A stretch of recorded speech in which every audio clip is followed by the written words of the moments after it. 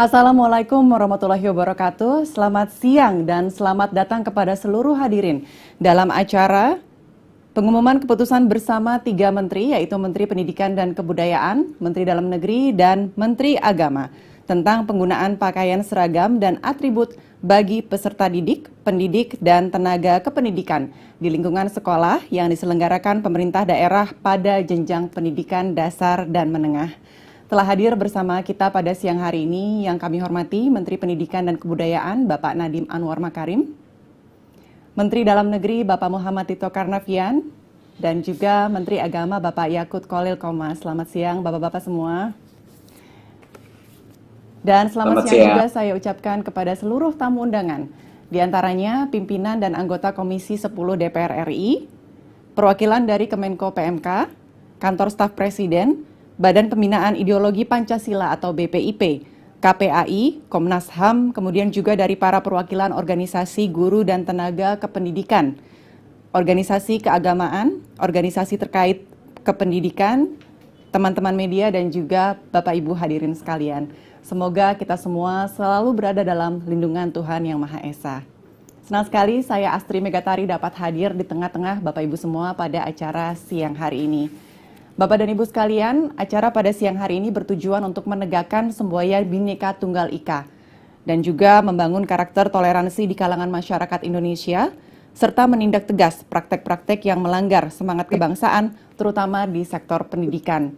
Dan saat ini kita akan sama-sama mengetahui lebih dalam lagi tentang keputusan bersama 3 menteri yang akan ditandatangani pada siang hari ini. Untuk itu, saya mengundang Menteri Pendidikan dan Kebudayaan, Bapak Nadiem Anwar Makarim, untuk memberikan paparan. Silakan kepada Bapak Menteri.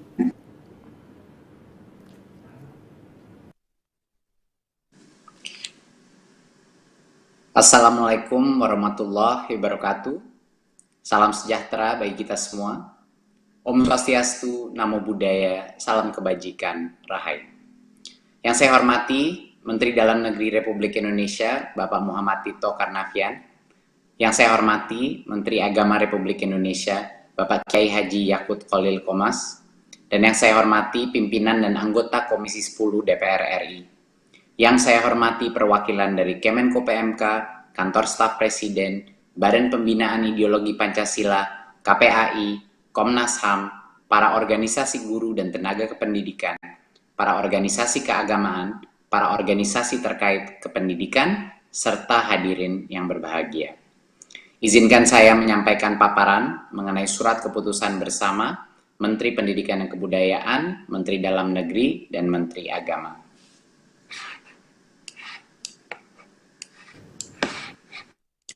SKB 3 Menteri ini berdasarkan 3 pertimbangan.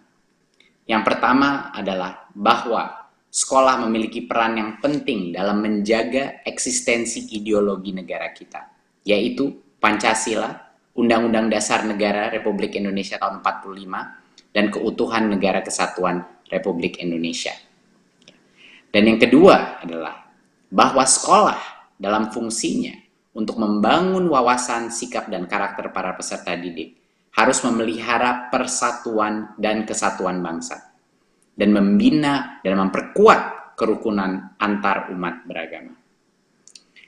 Pertimbangan selanjutnya adalah bahwa pakaian atau pakaian seragam dan atribut bagi para murid dan para guru adalah salah satu bentuk perwujudan moderasi beragama dan toleransi atas keragaman agama.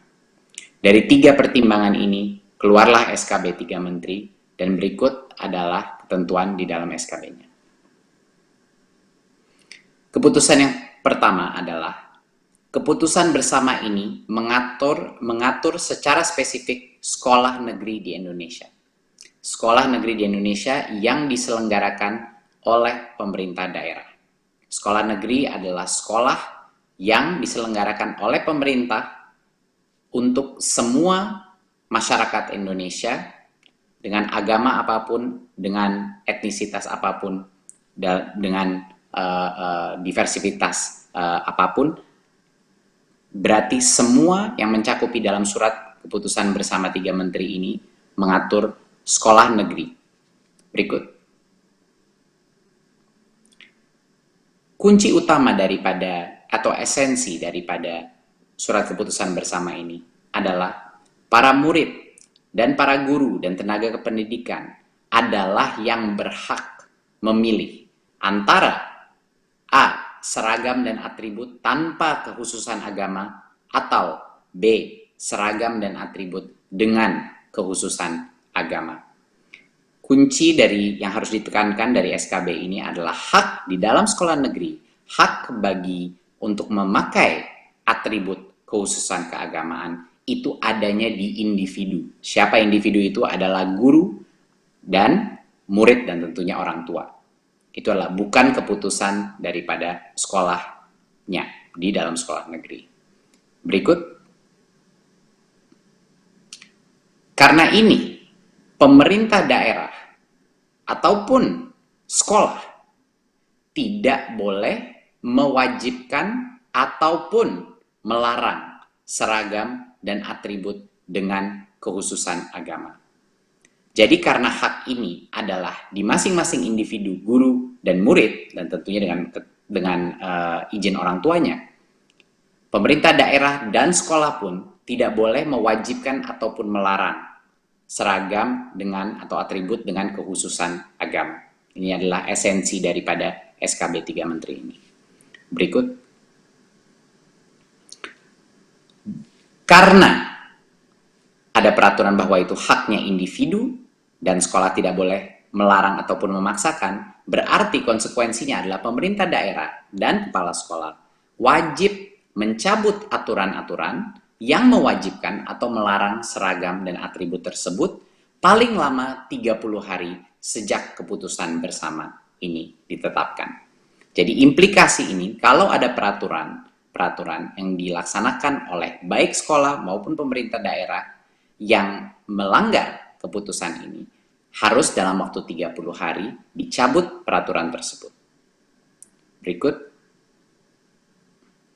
Jika terjadi pelanggaran terhadap keputusan bersama ini, maka ada beberapa sanksi yang bisa diberikan secara spesifik kepada pihak yang melanggar. Contohnya, pemerintah daerah bisa memberikan sanksi kepada kepala sekolah, pendidik, dan tenaga kependidikan. Gubernur memberikan sanksi kepada bupati atau wali kota. Kementerian Dalam Negeri bisa memberikan sanksi kepada gubernurnya. Dan Kementerian Pendidikan dan Kebudayaan memberikan sanksi kepada sekolah terkait penyaluran bantuan operasional sekolah atau BOS dan bantuan pemerintah lainnya. Nah, tindak lanjut atas pelanggaran akan dilaksanakan sesuai dengan mekanisme dan perundang-undangan yang berlaku. Dan sementara itu, Kementerian Agama juga akan melakukan pendampingan praktek agama yang moderat dan dapat memberikan pertimbangan untuk pemberian dan penghentian sanksi. Jadi ada sanksi yang jelas kepada pihak yang melanggar surat keputusan bersama 3 kementerian ini. Berikut. Para peserta didik, pendidik dan tenaga pendidikan beragama Islam di Provinsi Aceh ini dikecualikan dari ketentuan keputusan bersama ini sesuai dengan kekhususan Aceh berdasarkan ketentuan perundang-undangan terkait pemerintahan Aceh. Berikut. Salah satu yang terpenting adalah untuk menekankan bahwa untuk memonitor pelaksanaan SKB 3 Menteri ini, masyarakat harus terlibat. Baik orang tua, murid, dan guru harus terlibat, dan kami memberikan kesempatan untuk mengajukan aduan atau pelaporan terkait pelanggaran SKB 3 Menteri ini di Kemendikbud, ya, dengan ULT atau Unit Layanan Terpadu kita, dengan pusat panggilan 177 dan berbagai macam portal dari website kita, email kita, dan portal lapor yang bisa dihubungi. Dan tentunya secara terpusat akan kami monitor untuk memastikan bahwa pelanggaran-pelanggaran ini tidak terjadi. Berikut. Terima kasih Bapak Ibu atas kesempatan untuk membuka isi daripada SKB 3 Menteri ini. Sekali lagi terima kasih kepada Kemendagri dan Kemenak untuk dukungan dan partisipasi dalam pelaksanaan SKB 3 Menteri ini. Terima kasih. Wassalamualaikum warahmatullahi wabarakatuh. Waalaikumsalam warahmatullahi wabarakatuh. Terima kasih kepada Menteri Pendidikan dan Kebudayaan Bapak Nadiem Anwar Makarim atas paparan yang telah disampaikan. Dan Bapak Ibu sekalian, selanjutnya kita akan mendengarkan arahan dari Menteri Dalam Negeri Republik Indonesia. Kepada yang kami hormati, Bapak Muhammad Tito Karnavian, kami persilahkan. Baik. Assalamualaikum warahmatullahi wabarakatuh. Salam sejahtera untuk kita semua. Om Swastiastu, Namo Buddhaya, salam kebajikan. Yang saya hormati rekan saya Menteri Pendidikan dan Kebudayaan, kemudian Bapak Menteri Agama, pimpinan Komisi 10 DPR RI, pimpinan kementerian, lembaga atau yang mewakili, para tokoh masyarakat, tokoh lintas agama, teman-teman media, juga dari Komnas HAM, serta undangan yang berbahagia. Pada kesempatan yang baik ini, pertama-tama untuk kita mengucapkan puji syukur kepada Tuhan Yang Maha Kuasa, karena kita masih diberikan nikmat sehat, kekuatan dan kesempatan untuk menghadiri acara yang cukup penting tentang penandatanganan keputusan bersama 3 menteri. Saya mohon maaf karena masih mengenakan masker, karena di ruangan ini juga hadir beberapa dirjen di dalam ruangan ber-AC, otomatis saya mewajibkan untuk menggunakan masker nih. Bapak-bapak, ibu sekalian, bangsa Indonesia dianugerahi oleh Allah Subhanahu wa Ta'ala, Tuhan Yang Maha Kuasa, sebagai bangsa yang plural, yang bineka, yang beragam, suku, agama, ras, budaya, bahasa, dan lain-lain. Saya kira tidak banyak bangsa di dunia ini memiliki keragaman seperti Indonesia. Ratusan suku, ratusan bahasa, kita semua sudah paham. Tapi kadang-kadang kita take it for granted, tidak menyadari bahwa itulah suatu kekayaan yang luar biasa bagi bangsa Indonesia. Rendang bukan lagi menjadi makanan spesifik masyarakat dari saudara-saudara kita Sumatera Barat, tapi sudah menjadi makanan milik nasional, sehingga daerah-daerah lain merasa memiliki itu. Menjadi bagian, itulah salah satu contoh. Tapi sebaliknya, dalam ilmu manajemen konflik, perbedaan juga mengandung potensi kerawanan konflik. Oleh karena itu, berbagai perbedaan yang ada di Indonesia dalam berbagai bidang, di samping kekayaan, juga mengandung potensi kerawanan konflik. Oleh karena itulah perlu untuk dirawat dan dijaga dalam rangka mewujudkan cita-cita pendiri bangsa kita, para founding fathers, yaitu mendirikan negara kesatuan Republik Indonesia yang plural dan bineka. Kesatuan nasional ini hanya dapat terwujud dengan saling menghormati dalam segala keberagaman, termasuk dalam bidang keagamaan. Beragama adalah hak asasi manusia. Setiap orang bebas untuk menurut agamanya masing-masing dan beribadat menurut agama dan kepercayaan masing-masing. Sudah merupakan tugas negara untuk menjamin dan menghormati kemerdekaan setiap warga negaranya dalam memeluk dan beribadat menurut agama dan kepercayaannya. Banyak landasan hukum yang sudah dibuat oleh bangsa ini untuk menjamin spirit tersebut. Konstitusi kita, UUD 45, sudah sangat jelas menyebutkan dalam pasal 29 ayat 1, negara berdasar atas ketuhanan Yang Maha Esa. Ayat 2, negara menjamin kemerdekaan tiap-tiap penduduk untuk memeluk agamanya masing-masing dan untuk beribadat menurut agamanya dan kepercayaannya itu. Konstitusi selain mengatur tentang menghormati hak asasi manusia, pada saat yang sama juga mengatur tentang kewajiban Hal tersebut dijelaskan dalam pasal 8J ayat 2. Dalam menjalankan hak dan kebebasannya, setiap orang wajib tunduk kepada pembatasan yang ditetapkan undang-undang dengan maksud semata-mata untuk menjamin pengakuan serta penghormatan atas hak dan kebebasan orang lain dan untuk memenuhi ketuntunan yang adil sesuai dengan pertimbangan moral, nilai-nilai agama, keamanan, dan ketertiban umum dalam suatu masyarakat demokratis. Lebih spesifik, dengan sistem pemerintahan saat ini, sistem pemerintahan demokrasi yang desentralisasi, Undang-Undang Nomor 23 tahun 2014 tentang pemerintahan daerah, pasal 10 ayat 1 mengatur tentang desentralisasi tersebut, di mana ada urusan yang menjadi urusan pemerintahan pusat, yang disebut urusan pemerintahan absolut, ada 6, yaitu politik luar negeri, pertahanan, keamanan, justisi, moneter dan fiskal nasional, dan yang terakhir adalah yang ke-6, agama. Itu diatur oleh pemerintahan pusat. Kemudian urusan pemerintahan umum, masalah persatuan kesatuan bangsa, wawasan kebangsaan, dan lain-lain. Ini juga menjadi urusan pemerintahan pusat, tanggung jawab pemerintah pusat, yang didelegasikan juga kepada gubernur sebagai wakil pemerintah pusat di daerah. Kemudian urusan pemerintahan konkuren, urusan pemerintahan yang diserahkan kepada daerah, yaitu urusan-urusan lain di luar urusan-urusan pemerintahan yang bersifat absolut 6 tadi, dan urusan-urusan yang menyangkut persatuan dan kesatuan bangsa. Ini dapat diatur oleh daerah.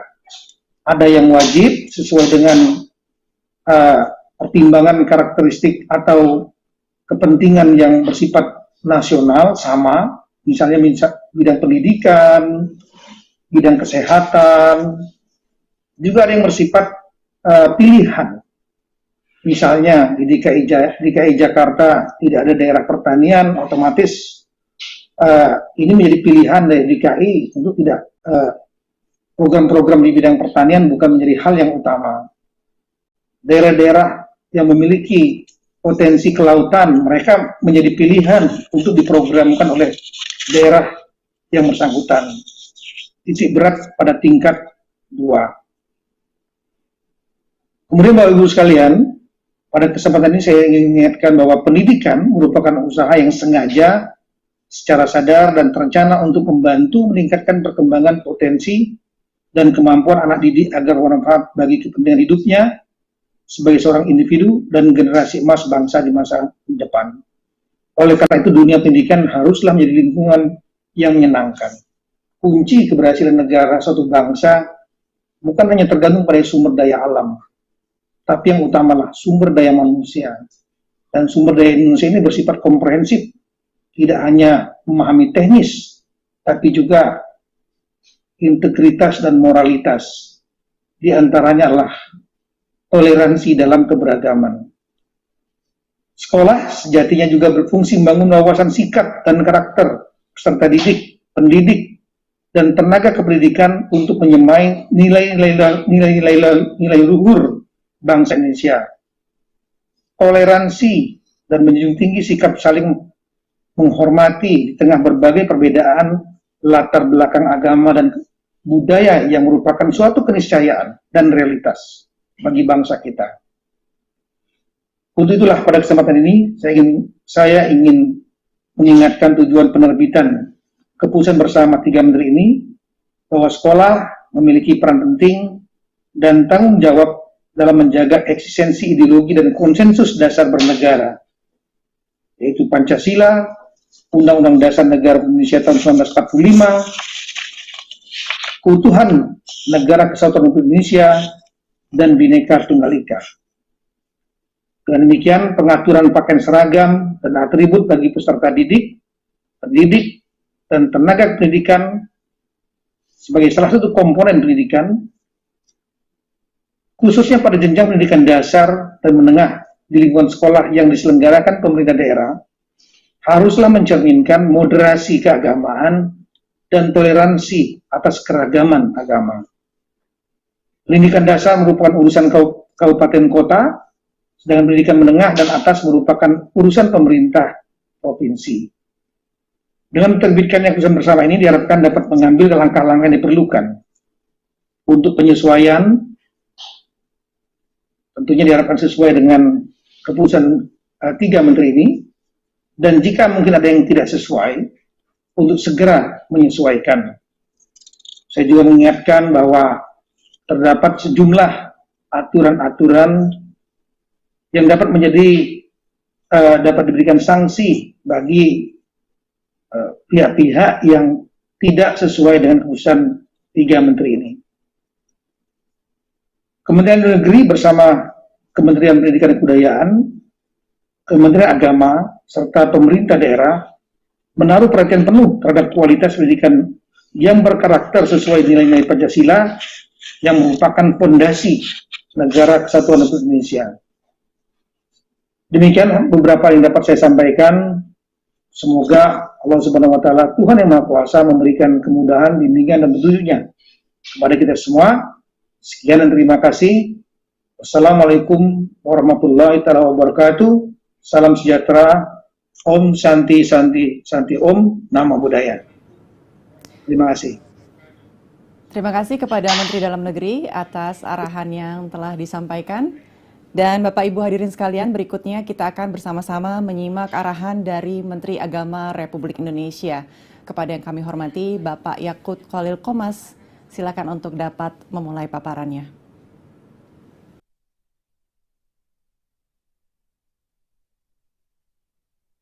Assalamualaikum warahmatullahi wabarakatuh. Bismillah, alhamdulillah, salatan wassalaman ala rasulillah wa ala alihi wa sahbihi ala ibni abdillah. Amma ba'd, salam sejahtera untuk kita semua. Om Swastiastu, Namo Buddhaya, salam kebajikan. Yang saya hormati Bapak Menteri Dalam Negeri, Bapak Profesor Dr. Tito Karnavian. Yang saya hormati Mas Menteri Pendidikan dan Kebudayaan, Mas Nadiem Makarim, serta pimpinan dan anggota Komisi 10 DPR RI dan tamu undangan serta kawan-kawan media yang saya hormati.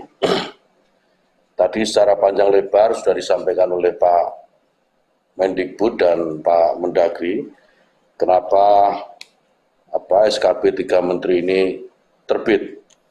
Saya perlu menambahkan sedikit bahwa secara sosiologis kita memang menemukan kenapa akhirnya SKP 3 Menteri ini kita keluarkan. Jadi masih ada kasus-kasus pelarangan dan pemaksaan penggunaan pakaian seragam dan atribut bagi peserta didik, pendidik, dan tenaga kependidikan di lingkungan sekolah yang dilakukan pemerintah daerah tidak sesuai dengan regulasi pemerintah. Beberapa waktu yang lalu kita temukan kasus di Padang, di Sumatera Barat. Kami yakini itu hanya puncak gunung es. Sementara data-data yang kita miliki masih banyak sekali sekolah-sekolah yang memperlakukan anak didik dan tenaga pendidik sebagaimana yang terjadi di Sumatera Barat. Selain itu, SKP 3 Menteri ini juga dilatar belakangi bahwa keyakinan bahwa sebenarnya agama dan seluruh ajarannya itu pasti mengajarkan perdamaian, menyelesaikan perbedaan dengan baik, saling menghormati, saling menghargai. Bukan sebaliknya, agama menjadi norma konflik atau justifikasi untuk berbuat yang tidak adil kepada yang berbeda keyakinan.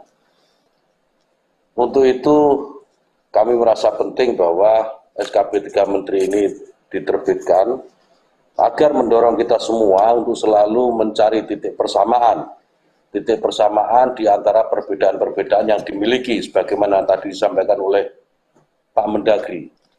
Tentu dengan cara bukan dengan memaksakan supaya sama, tetapi bagaimana masing-masing umat beragama, masing-masing pemeluk agama ini memahami ajaran-ajaran agamanya secara substantif, bukan hanya sekedar simbolik, memaksakan atribut keagamaan tertentu kepada yang berbeda, saya kira itu bagian dari pemahaman yang hanya simbolik. Nah, kita ingin mendorong semuanya untuk memahami agama secara substantif. Kemudian saya juga ingin menjelaskan bagaimana posisi Kementerian Agama dalam SKP ini. Yang pertama, salah satu indikator keberhasilan moderasi beragama dalam kehidupan masyarakat Indonesia itu adalah toleransi. Toleransi itu apa? Menghormati perbedaan dan memberi ruang orang lain untuk berkeyakinan, mengekspresikan keyakinan, dan menyampaikan pendapat. Menghargai kesetaraan dan mau bekerja sama.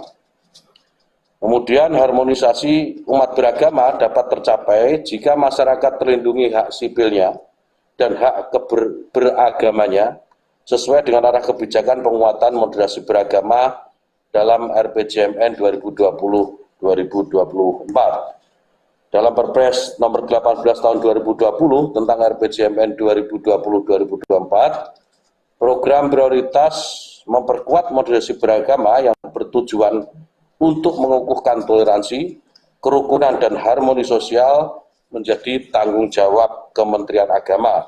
Oleh karena itu, Kementerian Agama terlibat secara aktif di dalam penerbitan SKP 3 Menteri ini. Kemudian apa perannya? Tadi sudah disampaikan oleh Mas Mendikbud, Mas Nadiem Makarim, apa peran Kementerian Agama dalam SKP ini. Saya akan mengulang. Yang pertama, melakukan pendampingan dan penguatan pemahaman keagamaan dan praktik beragama yang moderat ke pemerintah daerah dan atau sekolah yang tidak melaksanakan ketentuan dalam SKP 3 Menteri ini. Lalu yang kedua, dapat memberikan pertimbangan untuk pemberian dan penghentian sanksi kepada Kementerian Dalam Negeri dan Kementerian Pendidikan dan Kebudayaan terkait pemerintah daerah dan atau sekolah yang tidak melaksanakan ketentuan dalam SKP 3 Menteri ini. Bapak, Ibu, dan hadirin sekalian yang saya hormati, saya kira ini yang menjadi dasar dan ini adalah ikhtiar pemerintah dalam hal ini Pak Mendagri, Pak Mendikbud, dan Kementerian Agama untuk terus-menerus mengupayakan kehidupan berbangsa dan bernegara yang lebih baik untuk Indonesia yang lebih baik tentu saja. Demikian, terima kasih. Wallahi wa fiquna fima yuhibbu wa yardah. Wabillahi taufiq wal hidayah. Assalamualaikum warahmatullahi wabarakatuh.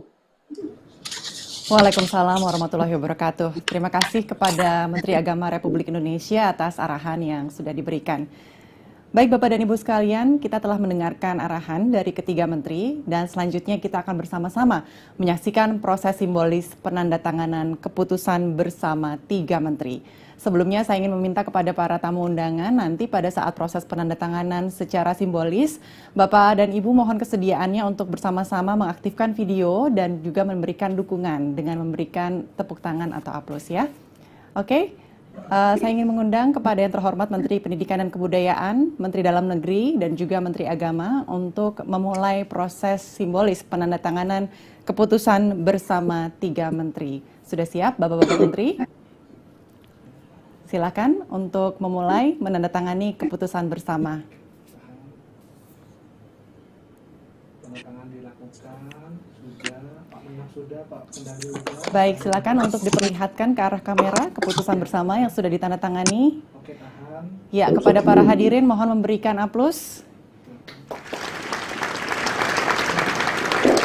Baik.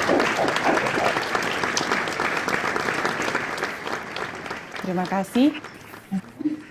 Silakan untuk diletakkan kembali keputusan bersamanya yang sudah ditandatangani. Dan terima kasih kami ucapkan kepada Menteri Pendidikan dan Kebudayaan Bapak Nadiem Anwar Makarim, Menteri Dalam Negeri Bapak Muhammad Tito Karnavian, dan juga Menteri Agama Bapak Yakut Khalil Qomas. Dan telah kita saksikan bersama-sama penandatanganan keputusan bersama tiga menteri tentang penggunaan pakaian seragam dan atribut bagi peserta didik, pendidik, dan tenaga kependidikan di lingkungan sekolah yang diselenggarakan pemerintah daerah pada jenjang pendidikan dasar dan menengah. Mari kita doakan bersama dengan penandatanganan keputusan bersama tiga menteri pada hari ini dapat memperkuat kebinekaan dan juga kerukunan masyarakat Indonesia. Baiklah Bapak dan Ibu yang saya hormati, berikutnya kita akan memulai sesi tanya jawab pada hari ini dengan rekan-rekan dari media. Dan ini sudah banyak pertanyaan yang masuk dan saya ingin persilakan kepada ketiga menteri untuk dapat menjawab pertanyaan-pertanyaan dari rekan-rekan media. Untuk pertanyaan pertama, ini ada pertanyaan yang berasal dari Saifan Zaking dari Jawa Pos yang ditujukan untuk Bapak Menteri Agama. Berikut pertanyaannya untuk Bapak Menteri Agama. Menurut Gus Menteri, apakah menyeragamkan seragam sekolah terkait agama adalah tindakan pemaksaan?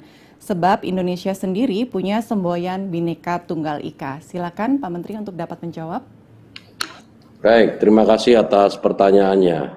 Jadi saya perlu sampaikan kembali bahwa sikap Kementerian Agama sejak awal sudah jelas bahwa pemerintah daerah dan sekolah yang diperbolehkan mewajibkan, memerintahkan dan melarang penggunaan pakaian seragam dan atribut dengan kekhasan agama tertentu yang ketentuannya diatur, yang sudah diatur itu ya dalam Permendikbud nomor 45 tahun 2014 tentang pakaian seragam sekolah bagi peserta didik jenjang pendidikan dasar dan menengah. Jadi kita semua harus saling menghormati perbedaan keyakinan yang ada dan melingkupi seluruh bangsa ini. Perbedaan yang dimiliki Indonesia hakikatnya menjadi perekat dan terbukti sebagai modal pemersatu bangsa. Untuk itu komunikasi antar warga bangsa harus dibina dengan baik. Dengan begitu saya yakin tidak ada namanya pemaksaan dan sebagainya. Ya hal-hal yang saya kira yang mirip dengan pemaksaan, diskriminasi, intimidasi dan seterusnya. Karena itu kita bisa saling memahami dan menghormati keberagaman. Saya ingin menekankan sekali lagi bahwa kita semua ini dalam berbangsa dan bernegara, baik itu termasuk di dalamnya adalah dalam beragama, kita memiliki kebebasan. Kita memiliki kebebasan melakukan ekspresi kita dalam beragama. Namun yang harus diingat bahwa kebebasan yang kita miliki ini dibatasi oleh kebebasan yang dimiliki oleh orang lain. Jadi tidak ada dasar, tidak ada alasan kita bisa berlaku semena-mena kepada orang lain atas nama kebebasan beragama. Saya kira demikian, Mbak. Terima kasih, Bapak. Selanjutnya, Pak, masih untuk Bapak Menteri Agama, pertanyaan dari Meisha di JPNN. Pertanyaannya adalah, apakah tata cara membaca doa di sekolah juga akan diatur? Ya, Silakan. soal tata cara doa di sekolah, yang saya kira terutama ya sekolah yang siswanya multi agama, ya tentu harus dalam konteks menjaga toleransi dalam keberagaman maupun toleransi dalam keberagamaan. Ini penting untuk tentu memperkuat generasi bangsa yang menjunjung tinggi kebinekaan di suatu saat nanti. Anak-anak kita, anak-anak didik kita harus mulai dibiasakan dengan perbedaan-perbedaan, ditunjukkan dengan perbedaan-perbedaan yang dimiliki oleh bangsa yang besar ini. Dengan begitu saya kira di masa depan anak-anak didik ini juga akan tumbuh menjadi manusia-manusia yang toleran, manusia-manusia yang menghargai perbedaan dan menjadikan perbedaan-perbedaan ini dikemas menjadi sebuah kekuatan. Saya kira demikian. Baik, terima kasih Pak Menteri. Dan selanjutnya ini ada pertanyaan yang berasal dari Indriani di LKBN Antara, Fabian dari CNN Indonesia dan juga Saifan Zaking dari Jawa Pos. Pertanyaan ini ditujukan kepada Menteri Dalam Negeri, Bapak Tito Karnavian. Pertanyaannya adalah, sejumlah studi pelanggaran kebebasan beragama dari Wahid Foundation menyebut negara menjadi salah satu aktor pelanggaran kebebasan beragama. Apa yang dilakukan kepala sekolah terkait peraturan sekolah merupakan interpretasi dari Perda. Tidak hanya di Padang, tapi juga terjadi di Bali, Maumere, dan Manokwari. Pertanyaan pertama, Pak, apakah Kemendagri sudah melakukan evaluasi terhadap peraturan daerah yang berbau SARA? Terdapat di daerah mana saja dan apa saja temuannya? Silakan untuk Pak Menteri untuk dijawab pertanyaan ini. Ya, saya sudah menugaskan kepada ada Dirjen khusus, yaitu Dirjen Polpum, Politik dan Pemerintahan Umum, yang tugas utamanya adalah untuk mengembangkan wawasan kebangsaan, menjaga stabilitas politik di tingkat pusat maupun daerah, dan lain-lain. Untuk mengevaluasi dan mengkaji tentang peraturan-peraturan daerah yang mungkin berbau intoleransimu.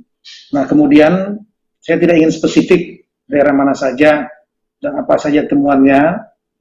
Namun ada hal lain yang ingin saya sampaikan bahwa kalau dulu perda-perda yang dianggap berbau sara atau intoleran itu dapat dianulir oleh Kemendagri. Tapi dengan adanya keputusan MK nomor 137 garing PUU 13 Romawi tanggal 2015 tentang putusan dalam perkara pengujian Undang-Undang nomor 23 tahun 2014 tentang pemerintahan daerah terhadap UUD tahun 1945, maka Kemendagri tidak lagi memiliki kewenangan untuk melakukan evaluasi atau membatalkan perda yang sudah ditetapkan oleh daerah. MK memutuskan untuk perda yang sudah ada dievaluasi, dilakukan uji materi melalui Mahkamah Agung. Apa yang dapat dilakukan oleh Kemendagri? Kemendagri memiliki sesuai Undang-Undang Pemerintahan Daerah adalah pembina dan pengawas pemerintahan daerah. Ada sejumlah instrumen yang bisa kita lakukan dalam rangka untuk mencegah terjadinya pembentukan peraturan daerah yang berbau sara atau intoleran. Itu pada saat mekanisme penyusunan rancangan. Pada saat ada mekanisme penyusunan rancangan perda di provinsi dan untuk tingkat kabupaten kota dilakukan oleh provinsi, maka ada kewenangan dari Direktorat Jenderal Otonomi Daerah untuk melakukan fasilitasi. Di saat inilah, di momen inilah, kemudian kalau ada pasal atau substansi yang mengarah kepada intoleran atau yang dapat membahayakan persatuan-kesatuan bangsa, maka ini kita akan bisa memberikan masukan dan koreksi kepada daerah yang bersangkutan. Di samping itu, ada mekanisme lain, yaitu dapat dilakukan gugatan oleh pihak ketiga atau pihak-pihak yang dianggap yang menganggap ini berbeda pendapatnya tentang perda yang dimaksud, diajukan kepada Mahkamah Agung. Karena memang untuk setingkat perda itu yang mengujinya adalah Mahkamah Agung. Kalau undang-undang yang mengujinya Mahkamah Konstitusi. Dan dari Kemendagri juga dapat sesuai dengan fungsi pembinaan dan pengawasan, dapat juga untuk mendorong dilakukan revisi perda tersebut oleh DPRD yang bersangkutan. Nah, ini adalah beberapa instrumen yang dapat kita lakukan dalam rangka untuk menjaga agar peraturan daerah itu sesuai dengan nilai-nilai pluralisme, nilai-nilai persatuan-kesatuan, toleran, moderat, dan lain-lain. Kami kira itu. Baik, terima kasih Pak Menteri. Selanjutnya masih pertanyaan dari LKBN Antara, CNN Indonesia dan juga Jawa Pos. Masih ditujukan untuk Pak Menteri Dalam Negeri. Pertanyaannya adalah bagaimana upaya pemerintah pusat memangkas intoleransi di jajaran Pemda? Silakan Pak untuk dijawab. Ya, sebetulnya ada sejumlah aturan-aturan internal yang mengatur tentang ASN, aparatur sipil negara, baik berupa aturan undang-undang, peraturan pemerintah, peraturan menteri dari Kemenpan, peraturan Menteri Dalam Negeri, dan juga ada kode etik Korps Pegawai Republik Indonesia Korpri yang mengatur tentang atau untuk merawat persatuan dan kesatuan serta toleran di kalangan penyelenggara pemerintahan daerah. Namun di samping itu juga kita melakukan langkah-langkah yang bersifat persuasif dengan cara meningkatkan kegiatan-kegiatan, mengintensifkan kegiatan-kegiatan untuk menjaga wawasan kebangsaan tersebut. Katakanlah misalnya kegiatan upacara, ada pengibaran bendera, kemudian pembacaan Pancasila, lagu Indonesia Raya, keseragaman aparatur sipil negara, berpakaian aparatur sipil negara yang melambangkan negara, aparatur NKRI, dan lain-lain. Ini langkah-langkah persuasif. Sambil juga dalam berbagai modul-modul pelatihan, termasuk semenjak masa pendidikan rekrutmen, misalnya IPDN, ditanamkan nilai-nilai pluralisme kebinekaan. Jadi sejak dini, jangan sampai sudah terjadi pada saat mereka bertugas. Sejak masa pendidikan itu sudah ditanamkan nilai-nilai tersebut. Kita lihat seperti IPDN dari berbagai provinsi di Indonesia menjadi melting pot tempat berbaurnya para calon-calon ASN. Kita ada sejumlah IPDN, ya, ada yang di Bukit Tinggi, kemudian ada yang di Jakarta, di Jatinangor yang terbesar, kemudian di Makassar, di Mataram, di Sulawesi Utara, bahkan di Papua. Nah, di situ modul-modul itu sudah dimasukkan di dalam kurikulum untuk merawat dan mengembangkan wawasan kebangsaan. Di samping itu tentu kita juga melakukan kegiatan-kegiatan kampanye, dialog dengan berbagai unsur pemerintah pusat, kementerian lembaga seperti BPIP, BNPT, dan lain-lain, dan juga dengan pemerintah daerah. Banyak kegiatan-kegiatan kebersamaan dengan pemerintah daerah, rapat koordinasi, kemudian rapat koordinasi teknis, pelatihan-pelatihan jangka pendek, short course, itu juga dimasukkan, ditanamkan nilai-nilai itu. Kemudian kegiatan bersama-sama dengan non-pemerintah seperti Ormas. Banyak saya kira saya ingin sebutkan, banyak sekali kegiatan-kegiatan yang dilakukan, yang dikembangkan oleh Kemendagri untuk Ormas-Ormas ini yang kita lihat memiliki banyak program-program tentang persatuan-kesatuan bangsa dan merawat kebangsaan. Ini diikutsertakan jajaran pemerintahan daerah, aparat pemerintahan daerah. Nah, saya kira cara-cara persuasif ini penting, terus dikembangkan. Di samping itu tentu ada upaya-upaya lain sebagai the last resort, yaitu upaya koersif, bekerja sama dengan aparat penegak hukum. Kita tahu bahwa banyak sekali aturan-aturan hukum juga yang melarang terjadinya intoleransi. Undang-undang mengenai HAM misalnya, kemudian undang-undang tentang anti diskriminasi, bahkan KUHP. Di dalam KUHP banyak sekali pasal-pasal, ada sejumlah pasal-pasal yang mengatur tentang larangan, dalam tanda petik ya, arahnya sama, spirit melarang intoleransi. Misalnya tentang kebencian terhadap satu golongan, keagamaan, dan lain-lain. Nah, ini dapat, kalau memang kita lihat terjadi di kalangan aparat pemerintah daerah, ada yang melakukan langkah-langkah itu, dilakukan pembinaan tidak mampu, dilakukan pemeriksaan juga tidak mempan, karena kita memiliki instrumen lain, pemeriksaan oleh inspektorat. Kalau ditemukan kesalahan dapat dilakukan sanksi administrasi, baik dengan cara demosi atau bahkan pemberhentian. Tapi kalau cara-cara itu juga tidak efektif dan track recordnya buruk, maka dapat diajukan kepada penegak hukum untuk dilakukan upaya penyidikan sesuai dengan proses pidana. Saya kira demikian. Terima kasih. Baik, terima kasih kepada Menteri Dalam Negeri atas penjelasannya yang sangat komprehensif, Pak. Terima kasih.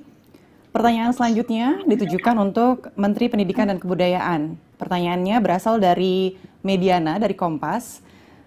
Dan pertanyaannya adalah Permendikbud tentang penggunaan seragam juga menyertakan konsep dan contoh pakaian muslimah sehingga banyak dipersepsikan sebagai keharusan di daerah. Apakah ada rencana untuk merevisinya? Silakan untuk Pak Menteri dapat menjawab pertanyaan ini. Terima kasih. Itu pertanyaannya sangat tepat. Kata di situ adalah konsep dan contoh pakaian muslimah. Jadinya ini bukan sama sekali suatu keharusan, tapi merupakan suatu desain karena ada beberapa template yang digunakan kalau guru dan muridnya ingin menggunakan seragam yang dengan ada aspek kekhususan agamanya. Tetapi Kemendikbud dan Permendikbud pun itu sama sekali tidak mewajibkan penggunaan seragam khas muslimah di dalam Permendikbudnya.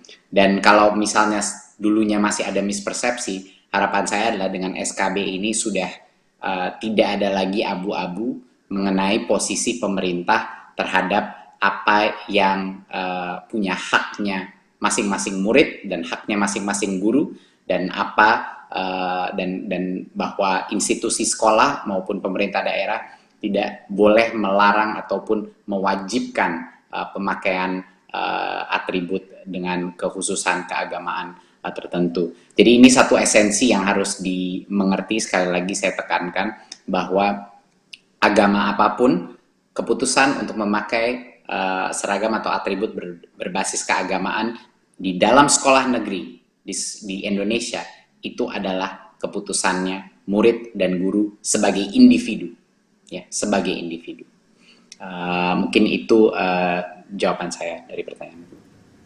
Baik, terima kasih Pak Menteri. Dan selanjutnya masih ditujukan untuk Bapak Menteri Pendidikan dan Kebudayaan. Pertanyaan dari Ahmad Mutiul Alim dari Harian Jurnas. Apakah ada sanksi bagi kepala sekolah yang tidak mengindahkan SKB ini? Bagaimana peran Dinas Pendidikan dalam memonitoring terlaksananya SKB ini? Silakan Pak. Ya, terima kasih. Tentunya pengawasan dan pembinaan pendidikan itu dilakukan bersama-sama antara pemerintah daerah dan pemerintah pusat. Seperti yang kita tahu, sekolah itu diselenggarakan oleh pemerintah daerah. Jadinya semua kepala sekolah dan guru itu sebenarnya di bawahnya pemerintah daerah. Tetapi terkait sanksi ini, Kemendikbud mengambil posisi yang sangat tegas, ya, dan bahwa jika sanksi-sanksi tersebut tidak dilakukan atau ada pelanggaran daripada esensi dari SKB tersebut, Kemendikbud siap melakukan menggunakan berbagai macam instrumen sanksi yang bisa digunakan, termasuk evaluasi ulang pemberian dana BOS, bantuan operasional sekolah, dan juga dana-dana bantuan pemerintah kepada sekolah tersebut yang terbukti melanggar aturan ini. Jadi posisi pemerintah pusat dan posisi Kemendikbud sangat jelas dan tegas bahwa ada konsekuensinya kalau kita tidak menghargai kemerdekaan, bukan hanya kemerdekaan belajar, tapi kemerdekaan untuk bisa menjalankan keyakinannya masing-masing sebagai individu, para guru dan murid-murid. Baik, terima kasih kepada Pak Menteri atas penjelasannya, dan Bapak dan Ibu hadirin sekalian, itulah tadi pertanyaan terakhir dalam sesi tanya jawab kita pada sore hari ini. Dan saya ingin mengucapkan terima kasih kepada seluruh rekan-rekan media atas partisipasinya dengan berpartisipasi dalam sesi tanya jawab kita. Dan dengan berakhirnya sesi tanya jawab, maka berakhir pula acara kita pada siang hari ini. Saya mengucapkan terima kasih kepada Menteri Pendidikan dan Kebudayaan Bapak Nadiem Anwar Makarim, Menteri Dalam Negeri Republik Indonesia Bapak Muhammad Tito Karnavian, dan juga Menteri Agama Republik Indonesia Bapak Yakut Khalil Qomas. Terima kasih Bapak-Bapak semua, salam sehat selalu. Dan juga terima kasih saya ucapkan kepada Bapak Ibu atas kehadiran dan atensinya. Semoga keputusan bersama 3 menteri ini bisa membangkitkan semangat kita untuk terus membangun karakter kebinekaan di masyarakat Indonesia, khususnya di sektor pendidikan. Akhir kata, saya Astri Megatari pamit undur diri. Wassalamualaikum warahmatullahi wabarakatuh.